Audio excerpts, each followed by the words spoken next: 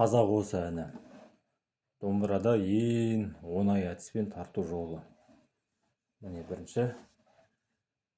Бұлай бас бармақпен тартамыз.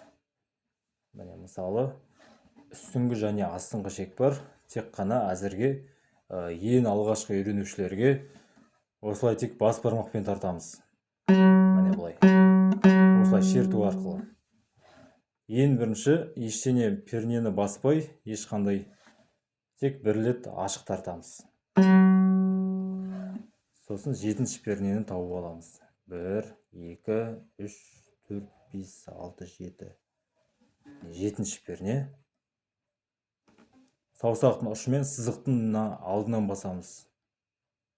Саусақтың ұшымен ғана қаттырақ. Сосын бұны 6 рет тартамыз. 1,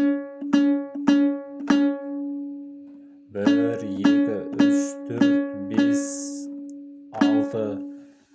Жетінші рет мына 5-ші пернені басамыз. 1, 2, 3, 4, 5. Яғни жаңа 6 рет тарттық қой, енді 7 дегенде мына 5-ші пернені басамыз. 1 рет. Басамыз да мына жақтан тартамыз. Сонда мынадай әуен шығады. Ашық бірінші, сосын 7-ші перне 6 рет. Сосын 8-ші пернеге барамыз. 5, міне. Түсінбей қалмаңыздар, мына жақтан санаңыздар. Мынау 1 болады. 1, 2, 3, 4, 5, 6, 7, 8-ге барамыз міне. 8. Яғни мынау 7 болса, сызық бөліп атады, арасын келесі 8.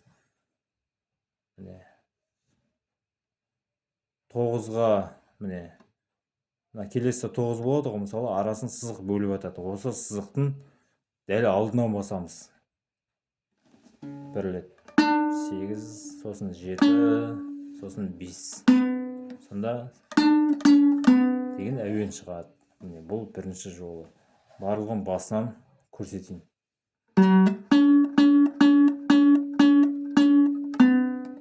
8, 7, 5. Барлығын қосқанда міне жақсы музыка шығады.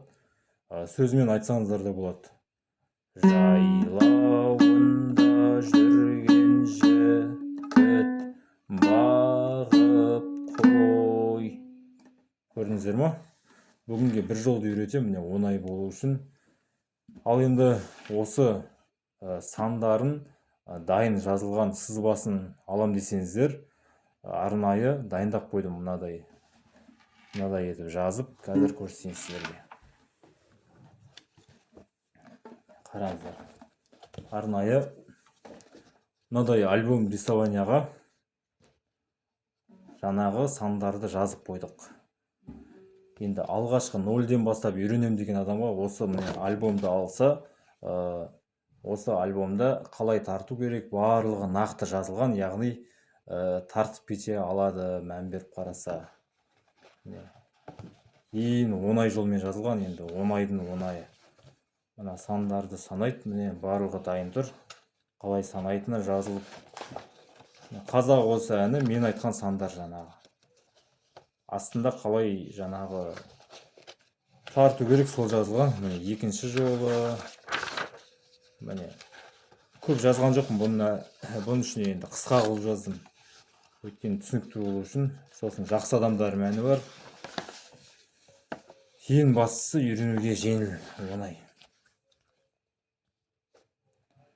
Көрдіңіздер ма? Міне осындай шағын сызба.